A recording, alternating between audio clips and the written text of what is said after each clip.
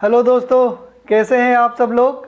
India से Saudi आने के जितने भी अपडेट्स हैं मेरे पास अब तक, इस वीडियो में मैं आपके साथ शेयर करूंगा, जिसमें मैं आपको बताऊंगा जवाजात का अनाउंसमेंट, जिसमें उन्होंने बताया है कि 31 अगस्त तक वीज़ा और इकामा बढ़ा दिया जाएगा। दूसरा हम बात करेंगे कतर का, इंडिया से कतर और कतर से सऊदी अरेबिया का, कि इंडिया से कतर कोई लोग गया है नहीं गया है। तीसरा मालदीव के बारे में बात करेंगे कि 30 जुलाई से 30 जुलाई से क्या न्यू चेंजेस होने वाले हैं।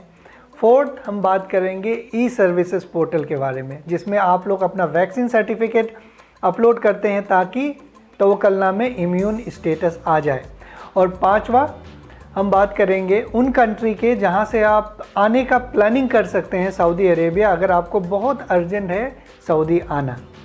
तो कोशिश करूंगा इस वीडियो को 7 से 8 मिनट में ख़त्म करने का, कंप्लीट देखिएगा।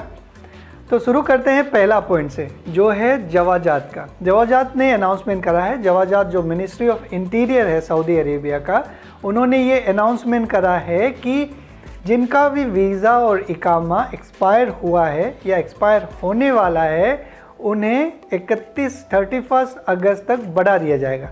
लेकिन उस अनाउंसमेंट में ये कहीं पे भी नहीं लिखा हुआ है कि जिसका वीज़ा और इकामा कब एक्सपायर हुआ था, क्योंकि अगर आप पिछले बार देखेंगे तो पिछले बार के अनाउंसमेंट में भी उन्होंने यही कहा था कि 31 जुलाई तक बढ़ा दिया जाएगा। लेकिन जिन लोगों का वीज़ा और इकामा 2020 में एक्सपायर हुआ था, उन लोगों का नहीं बढ़ा है।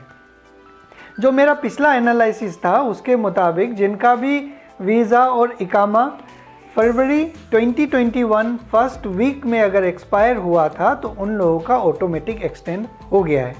तो इस बार भी शायद वही सिचुएशन हो, तो आप चेक करते रहिएगा अपना वीज़ा और इकामा। कैसे चेक करना है उसके लिए मैंने एक वीडियो भी बनाया है, वो देख लीजिएगा। सिंपल सा प्रोसेस है, आप अपना वीज़ा का वैलिडिटी तो खुद से चेक कर सकते हैं इंडिया से, लेकिन अगर इकामा का वैलिडिटी आपको चेक करना है तो किसी भी अपने फ्रेंड्स को बोलिएगा सऊदी में, वो आपको चेक करके बता देगा, क्योंकि MOI का वो वेबसाइट मुकीम का वहाँ से नहीं खुलता है।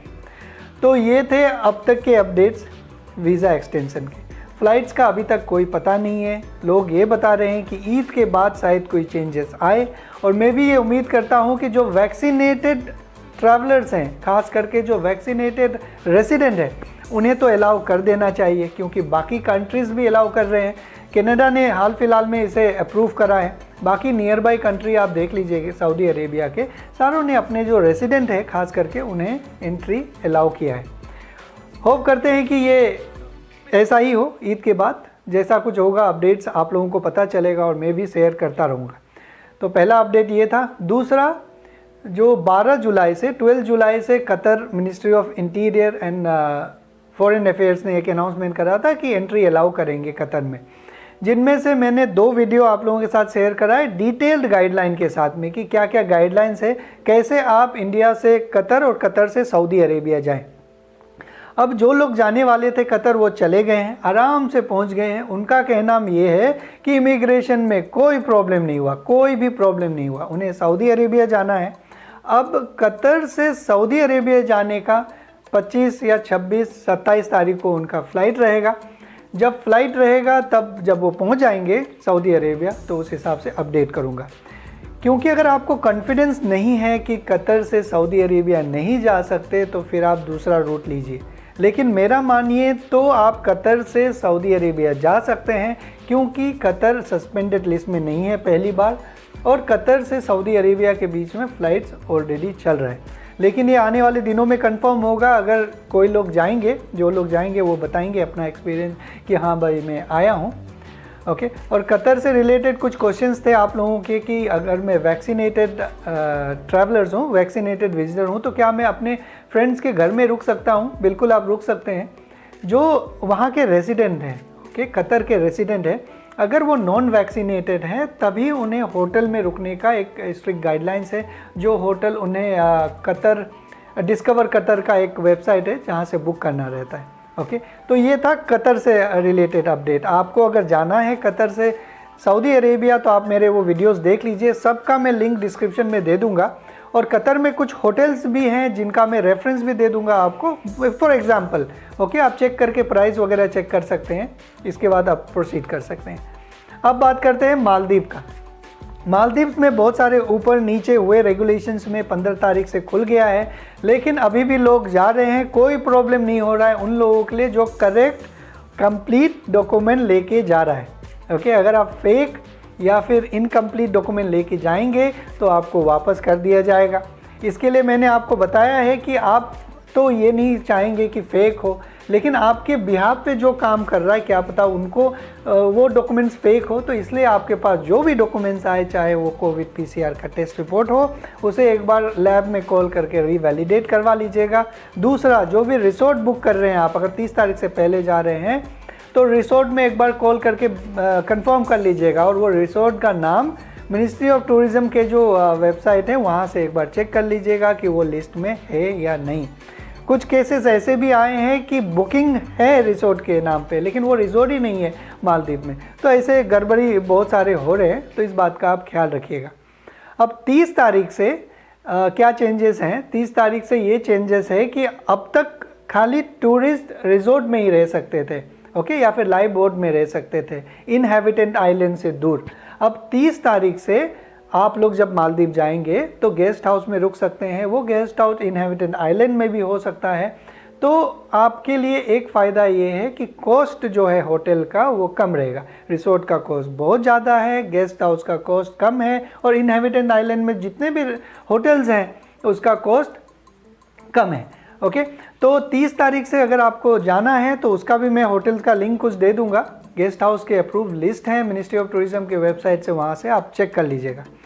अब बात करते हैं ई सर्विसेज पोर्टल के बारे में। ये ई सर्विसेज पोर्टल जो है ये एक मिस्ट्री ही है, क्योंकि बहुत सारे कम्बिनेशंस हैं इनके। अब 2-3 दिनों में बहुत सारे लोगों के इम्यून स्टेटस हो गए हैं तवक्कलना में।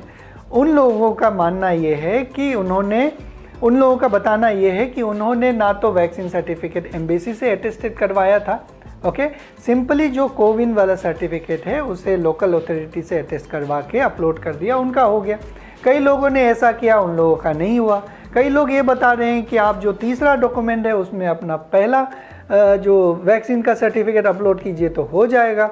तो बहुत सारे ऐसे मतलब कॉम्बिनेशंस हैं, तो अब समझ में नहीं आ रहा है कि सही कॉम्बिनेशन क्या है। तो अगर आपने अभी तक वैक्सीन सर्टिफिकेट अपलोड नहीं करा है तो आप एक सिंपल नॉर्मल माइंड से एक काम कर सकते हैं, अपना वैक्सीन सर्टिफिकेट को कोई भी मेडिकल अथॉरिटी से, चीफ मेडिकल ऑफिसर से साइन और स्टम्प करवा लीजिए और उसे अपलोड कर दीजिए। ओके, अपलोड करने का कोई रॉकेट साइंस नहीं है। पहला पासपोर्ट आप अपलोड कर दीजिएगा, क्लियर डॉक्यूमेंट्स, आपका वैक्सीन सर्टिफिकेट अपलोड कर दीजिएगा, और तीसरा डॉक्यूमेंट में आप चाहें तो अपना इकामा का कॉपी अपलोड कर दीजिए, या तो अपना वैक्सीन का फर्स्ट डोज का अपलोड कर दीजिए। ओके, ये 3 आप अपलोड करके देखिए आपका क्या स्टेटस होता है। अगर 2 बार आपने अपलोड कर दिया है, रिजेक्ट हो गया, तो तीसरे बार मत कीजिएगा। जो उनका रिजेक्शन का कारण है, एम्बेसी से अटेस्टेड करवाने के लिए बोलेंगे तो वो करवा लीजिएगा। ये भी कई लोगों का कंप्लेन है कि एम्बेसी से अटेस्टेड करवाए हैं और अपलोड करे हैं, लेकिन वो भी रिजेक्ट हो गया है। ये लिख के आ रहा है इनकम्प्लीट डोजेस। तो इससे आप लोगों का भी अगर कोई पर्सनल एक्सपीरियंस है, आपने इम्यून करा है, कैसे करा है, तो अपना जो एक्सपीरियंस कमेंट में ज़रूर लिखिएगा, लोगों को बहुत हेल्प होता है। ओके, और 5वां और आखिरी पॉइंट ये है कि अगर आपको अर्जेंटली सऊदी अरेबिया आना है तो मालदीव, कतर और सर्बिया, इन 3 कंट्री से कौन सा कंट्री चूज़ करें। ओके, क्योंकि ये 3 कंट्री, बहुत सारे दूसरे कंट्री से भी आ सकते हैं, लेकिन इन 3 कंट्रीज़ का ही मैंने वीडियोस बनाए हैं जिसका मुझे इन्फॉर्मेशन है। तो अगर मैं आपकी जगह होता तो मैं आता कतर से। ओके, अगर आपको कतर के रूट पे अगर भरोसा नहीं है, डाउट है, कॉन्फिडेंस नहीं है, तो आप मालदीव चूज़ कीजिए, क्योंकि 30 तारीख के बाद वहाँ का कॉस्ट ऑफ ट्रैवल कम हो जाएगा। तो आप मालदीव से आराम से आ सकते हैं। मालदीव एक तो टूरिस्ट डेस्टिनेशन भी है, आपका क्वारंटीन भी हो जाएगा। या तो कतर चूज़ कर सकते हैं आप, लो कॉस्ट रहेगा, फ्लाइट टिकट सबसे एडवांटेज है कि बहुत कम है। ओके, अगर उस पर कॉन्फिडेंस नहीं आता है आपको उस रूट से, तो मालदीव से आप ट्रैवल कीजिए। तो ये सारे अपडेट्स हैं, मैं उम्मीद करता हूँ कि आप लोगों को हेल्पफुल होगा।